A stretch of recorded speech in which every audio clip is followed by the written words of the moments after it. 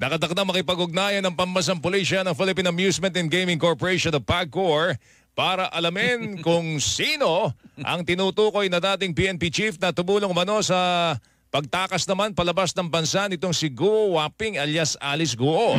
Ayon kay Police Colonel Jean Fajardo, tagapagsalita ng pambansang pulisya, partikular nakakasapin po ng PNP Criminal Investigation and Detection Group, etong si Raul Villanueva, na siyang Senior Vice President ng Security and Monitoring Cluster ng PAGCOR.